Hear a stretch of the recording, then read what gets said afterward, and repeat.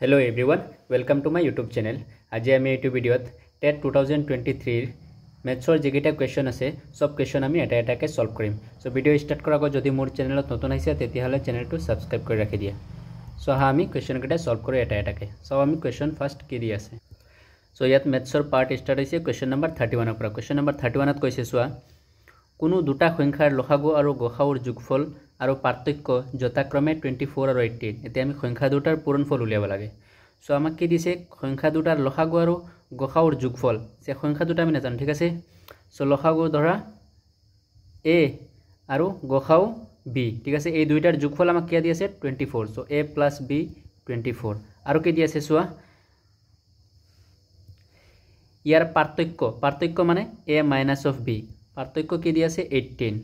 এটো হল 18। এতিয়া সো এই দুইটা যোগ কৰি দিয়া, b cancel, + b - b cancel, কিমান হ'ব 2a। এটো সোৱা 4 + 8 কিমান হ'ব 12, 2 1 থাকিব, 2 + 1 3 আৰু 1 কিমান 4। ইয়াৰ পৰা 2a = 4 পালো। ইয়াৰ পৰা a = কিমান পাম আমি 42/2, 2 * 1 = 2, 2 * 2 = 4, 2 * 1 = 2। তাৰ মানে a = কিমান পালো আমি 21। তেতিয়া a যদি 21 হয় তেতিয়া হলে b কিমান হ'ব ইয়াৰ পৰা উলাই দিয়া a + of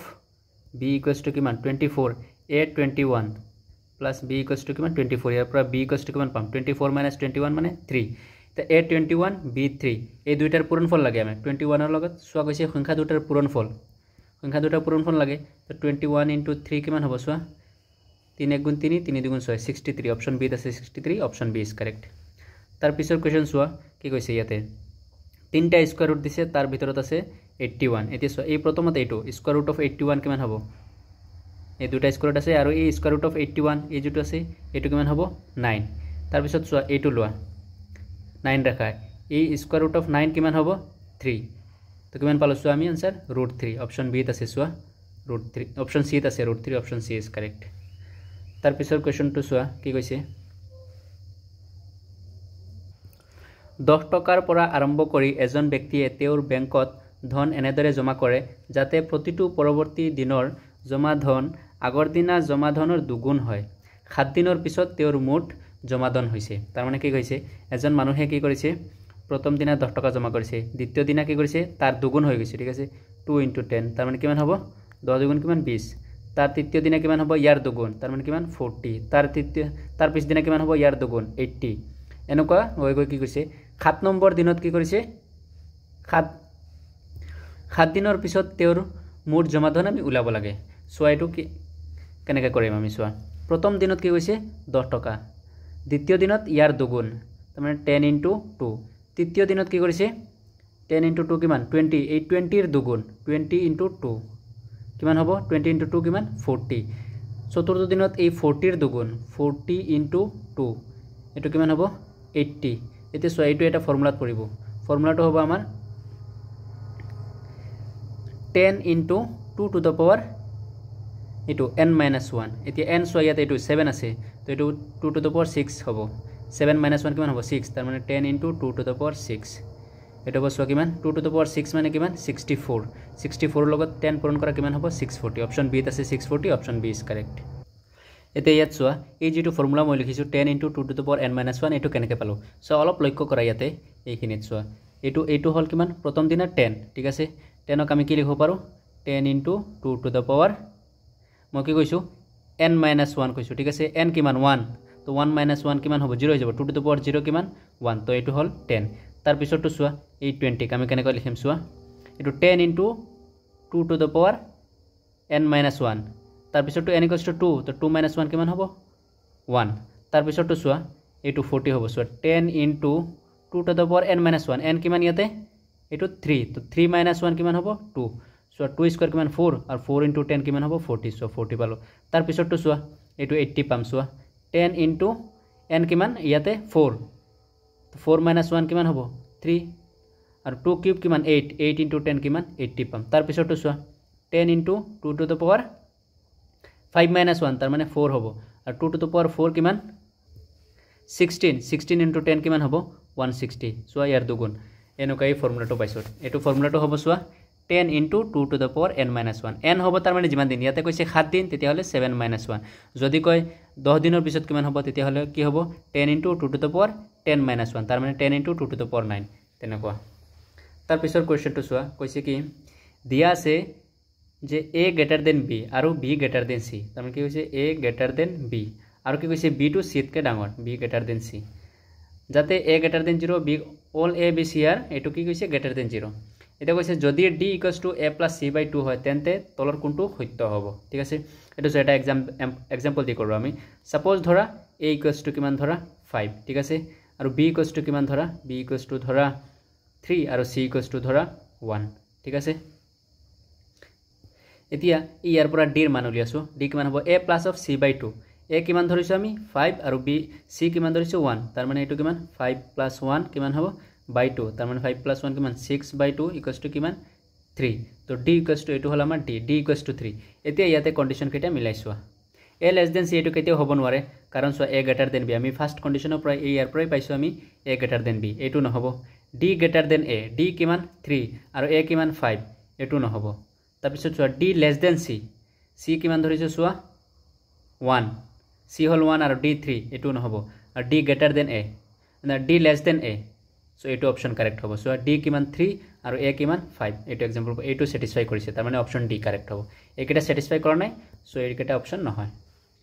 তাৰ পিছৰ কোৱেশ্চনটো চোৱা কি কৈছে এটো 2 to the power 2 to the power 1 তাৰ মানে চোৱা এটো ফাৰ্স্টত এটো কৰা 2 to the power 1 মানে কিমান এটো 2 to the power 1 মানে হল 2 আৰু এটো 2 স্কয়ার কিমান হ'ব 4 অপশন বি আছে 4 অপশন বি ইজ কারেক্ট তাৰ পিছৰ কোৱেশ্চনটো চোৱা কি কৈছে এজন ছাত্ৰই দুই অংকযুক্ত সংখ্যা বিশেষ লিখিবলৈ কোৱাত ছাত্ৰজনে ভুলক্ৰমে এনে এটা সংখ্যা লিখিলে যেটো শুদ্ধ উত্তৰটোতকৈ 9 অধিক আৰু সংখ্যাটোৰ অংককেইটাৰ ক্ৰমটো উলুটা অতিৰিক্তভাৱে দেখা গল যে সংখ্যাটোৰ অংককেইটাৰ যোগফল 9 শুদ্ধ উত্তৰৰ তুলনাত অশুদ্ধ উত্তৰটোৰ ব্যৱধানত শতাংশৰ পৰিমাণ হৈছে সো কোৱেশ্চনটো বুজি লোৱা গৈছে এনেকুৱা দুই অংকৰ এটা সংখ্যা আছে এই দুইটা সংখ্যাৰ যোগফল কি কৈছে 9 ঠিক আছে আৰু কি কৈছে সংখ্যা দুটা এই দুই অংকৰ সংখ্যাটা ছাত্ৰজনক লিখিব কৈছে কি কৰিছে ভুলক্ৰমে অন্য এটা সংখ্যা লিখিছে যেটো অৰিজিনাল যেটো সংখ্যা আছিল তাতকৈ 9 বেছি ঠিক আছে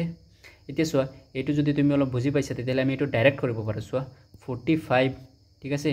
এই দুইটাৰ চোৱা যোগফল কিমান 4 + 5 9 হল আৰু ঠিক আছে এটো যদি মই ভুলকে উলটাকে লিখি দিও এটো 54 লিখি দিও তেতিয়ালে চোৱা 9 অধিক হৈ যাব 45 ৰ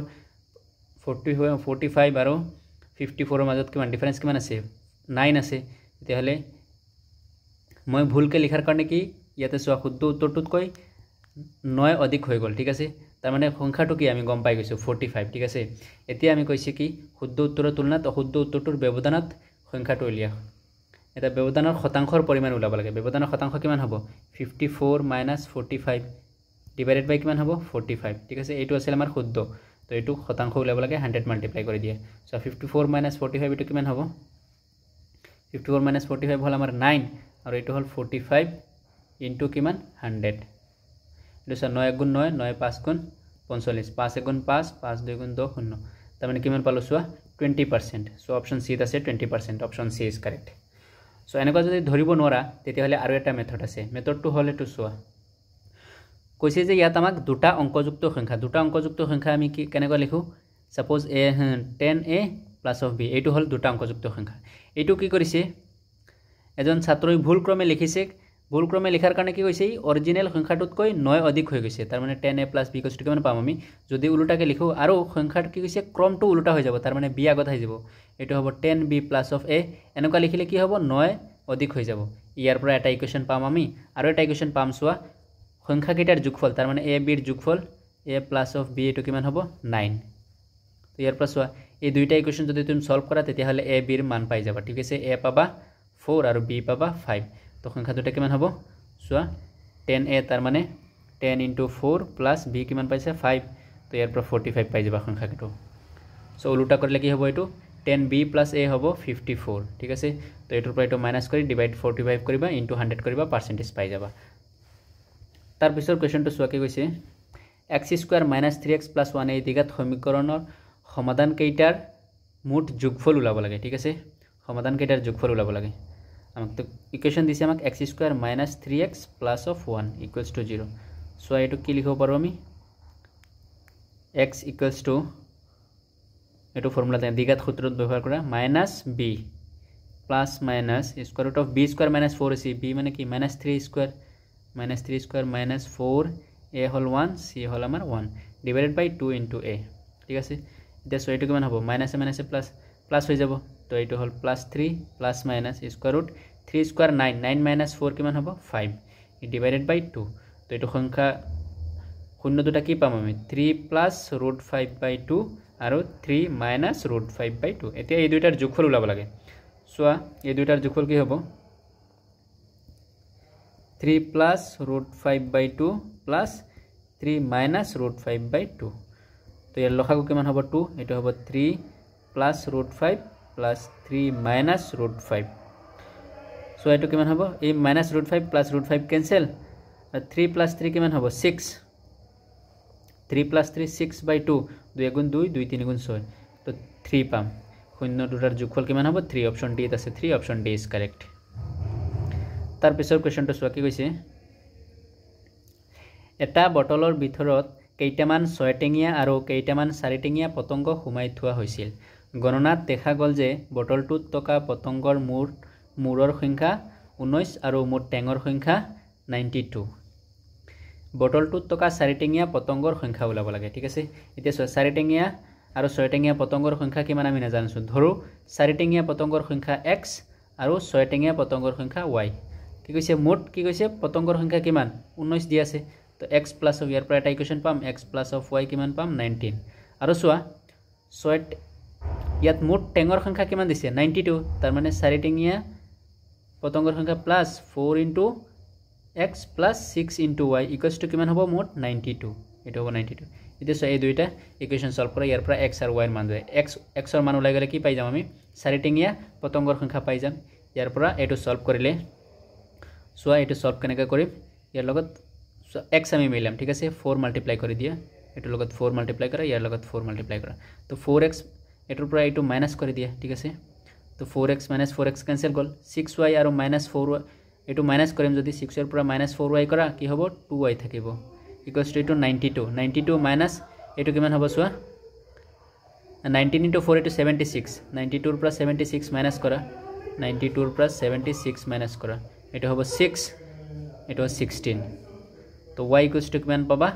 8 16/2 তাৰ মানে y = 8 তে y যদি 8 পাইছে তেতিয়াহলে x ৰ মান কিমান হ'ব x + y আছিল কিমান x + y আছিল আমাৰ 19 তো x = কিমান হ'ব 19 y কিমান 8 তো x = কিমান 11 x কি আছিল চাৰিটেঙিয়া পতংগৰ সংখ্যা তাৰ মানে x 11 অপশন বি কাৰেক্ট তাৰ পিছৰ কোৱেশ্চনটো চোৱা কৈছে কি কোনো এটা পৰিমেয় সংখ্যা আৰু এটা অপৰিমেয় সংখ্যাৰ যোগফল আৰু পূৰণফল যথাক্ৰমে সো পৰিমেয় সংখ্যা আৰু এটা অপৰিমেয় সংখ্যা যদি আমি যোগ কৰো তেতিয়া হলে অপৰিমেয় পাম আৰু যদি পূৰণ কৰো তেতিয়া হলে আমি অপৰিমেয় পাম ঠিক আছে তো এটো হ'ব অপশন ডি অপৰিমেয় আৰু অপৰিমেয় তাৰ পিছত চোৱা কোৱেশ্চন নম্বৰ 40 কি কৈছে কোনো এক কৰ্মচাৰীৰ মুঠ দৰমহাৰ পৰা 30% কৰ কৰ্তন কৰাৰ পিছত 31500 হাতলৈ আহে তেওঁৰ দৰমহাৰ মুঠ পৰিমাণ আমাক ল'ব লাগে ঠিক আছে তেওঁৰ দৰমহা কিমান আমি নাজানো তো ধৰো আমি তেওঁৰ দৰমহা কিমান x ঠিক আছে x ৰ পৰা কি কৰিছে 30% কৰ্তন কৰিছে ঠিক আছে 30% কৰ্তন কৰিছে x ৰ 30% কৰ্তন কৰিছে কৰ্তন কৰাৰ পিছত কিমান পায় 31500 টকা পায় ইয়াৰ পৰা x ৰ মান ওলাই দিয়া তেতিয়া হলে অৰিজিনেল ওলাই যাব ঠিক আছে সো 0 0 ক্যান্সেল তলত 10 আছে 10 মাল্টিপ্লাই কৰি দিয়া 10x এটো লগত মাল্টিপ্লাই কৰা মাইনাস কিমান হ'ব 10 10 ক্যান্সেল তো 3x = কিমান 31500 ঠিক আছে তো 10x - 3x এটো কিমান হ'ব 7x = কিমান 31500 और ইয়াৰ লগতো 10 মাল্টিপ্লাই কৰিছো তো এটো হল আৰু এটা 0 হ'ব তাৰ পিছত ইয়াৰ পৰা x ৰ মান ওলাই দিছো 315 তিনটা 0 7 দি ডিভাইড কৰা 7 গুণ 7 7 4 গুণ কিমান 28 3 7 5 গুণ 35 সো তিনিটা শূন্য আছে তিনিটা শূন্য দি দিয়া তো কিমান হল আমাৰ 45000 সো অপশন ডি আছে 45 অপশন ডি ইজ কাৰেক্ট তাৰ মানে তেওঁৰ মুঠ দৰমহাৰ পৰিমাণ আছিল 45000 45000 ৰ পৰা 30% ডিসকাউন্ট কৰাৰ পিছত 31500 টকা পাইছে তাৰ পিছত চোৱা 41 ত কি কৈছে 15 + 15 + 15 এটো 20 টা পদলৈ যোগফলৰ 15% ৰ মান ওলাব লাগে ঠিক আছে এতে চোৱা 15 + 15 20 টা পদলৈ যোগফল ওলাব লাগে আমাক সো এইটো কেনেকৈ কৰিম সো দুটা যোগ কৰিলে কিমান পাম আমি 30 পাম তাৰ মানে 2 15 তিনিটা কৰিলে 45 চাৰিটা কৰিলে 60 তাৰ মানে আমি কি কৰিছো 15 ৰ লগত চাৰিটা কৰিলে 4 মাল্টিপ্লাই কৰিছো 60 পাই যাম তাৰ মানে 20 পদ কৈছে 20 মাল্টিপ্লাই কৰি দিম 15 ৰ লগত 20 মাল্টিপ্লাই কৰি দিয়া এটো কিমান হ'ব 300 হৈ যাব এতিয়া এই ইয়াৰ 300 এটো যোগফলৰ 15% 300 ৰ 15% ওলাব লাগে 300 ৰ 15% 15/100 কৰি দিয়া 0 0 ক্যান্সেল 0 0 ক্যান্সেল 3 15 গুণ কিমান 45 সো অপশন এ আছে অপশন এ ইজ কারেক্ট তার পিছৰ কোৱেশ্চনটো চোৱা তাৰ পিছৰ কোৱেশ্চনত কৈছে 72 88 136 ক হৰণ কৰিব পৰা গৰিষ্ঠতম সংখ্যাটো হল সো এইটো হ'ব 8 ঠিক আছে এইকেটা দি 12 দি 3 টাক না যায় 16 দিও 3 টাক না যায় 18 দিও 3 টাক না যায় ঠিক আছে অনলি 8 দি 3 টাক যায় ঠিক আছে তাৰ পিছৰ কোৱেশ্চনটো চাই এটো ইজি কোৱেশ্চন কৈছে 0.23 বাৰ এই সংখ্যাটো ভগ্নাংশত প্ৰকাশ কৰিব লাগে ঠিক আছে এটোত ভগ্নাংশত কেনেকৈ প্ৰকাশ কৰিম কোৱেশ্চনটো চোৱা কি দিছে 0.23 বাৰ এটো মানে হল 0.232323 এনেকা ৰিপিট হৈ আছে ঠিক আছে সো ধৰা এটো x = 0.232323 এনেকা গৈ আছে ঠিক আছে এতিয়া সো দুই গৰ পিছে পিছে কি কৰিছে ৰিপিট হৈ আছে তেতিয়া হলে আমি কি কৰিম সোৱা 10 মাল্টিপ্লাই কৰি দিয়া ইয়াৰ লগত 10 নহয় 100 মাল্টিপ্লাই কৰি দিয়া তো ইয়াৰ লগত সোৱা 0.23 লগত 0.2323 এনেকা গৈ আছে ইয়াৰ লগত যদি আমি 10 মাল্টিপ্লাই কৰো ঠিক আছে তেতিয়া হলে দশমিক 2 গৰ পিছত গুছি যাব তাৰ মানে দশমিক ইয়াতে আহি যাব ঠিক আছে এতিয়া সোৱা এটোক আমি লিখিব পাৰো 100x আছে ঠিক আছে 100x 23 প্লাস অফ আমি লিখিব পাৰো 0.232323 এনেকা গৈ আছে ঠিক আছে এতিয়া সোৱা এটো হ'ব কিমান 100x = 23 আৰু এটো 0.2323 এটো মানে কি x তো এটো ইয়াতে প্লাস x লিখি দিয়া এই প্লাস x এটো সাইডত লৈ আহা কি হ'ব 100x - x কৰিলে কি হ'ব 99x = কিমান 23 তো ইয়াৰ পৰা x = কিমান হ'ব 23/99 আৰু x কি আছিল 0.82 0.232323 মানে কি 0.23 ভাৰ ঠিক আছে তো x = কিমান পালা আমি 23/99 অপশন বি আছে অপশন বি ইজ কারেক্ট তাৰ পিছৰ কোৱেশ্চনটো চোৱা কৈছে যুগ্ম মৌলিক সংখ্যাৰ মোট সংখ্যা হৈছে তাৰ মানে যুগ্ম মৌলিক সংখ্যা কেইটা আছে ঠিক আছে অনলি এটাই আছে 2 আৰু যুগ্ম মৌলিক সংখ্যা নাই সো এটা ঠিক আছে বাকি কেইটা সব অযুগ্ম ঠিক আছে মৌলিক সংখ্যা সব অযুগ্ম অনলি 2 হল আমাৰ যুগ্ম আৰু মৌলিক সংখ্যা তাৰ পিছৰ কোৱেশ্চনটো চোৱা কি কৈছে 2056.34 সংখ্যাটোত 5ৰ স্থানীয় মান ওলাব লাগে স্থানীয় মান কেনেকৈ উলিয়ায় সংখ্যাটো কি 5 আৰু স্থানীয় মান এটো একক দশকত আছে তাৰ মানে 5 * 10 কৰিলে কিমান পাম আমি 50 সো অপশন বি আছে 50 option B is correct so আজিৰ ভিডিওত ইয়ালৈকে থাকক নেক্সট ভিডিওত আমি আজি কেইমানটা কৰিছো 30 ৰ পৰা 31 ৰ পৰা 45 তাৰ মানে 15টা কোৱেশ্চন সলভ কৰিছো নেক্সট ভিডিওত আমি টোটাল 30 কোৱেশ্চন আছে নেক্সট ভিডিওত আমি বাকি 15টা কোৱেশ্চন সলভ কৰিম সো নেক্সট ভিডিও পোৱাৰ কাৰণে মোৰ চেনেলটো সাবস্ক্ৰাইব কৰি ৰাখি দিয়া আৰু যদি ভিডিওটো ভাল লাগিছে তেতিয়া হলে লাইক আৰু কমেন্ট কৰি দিবা থ্যাংক ইউ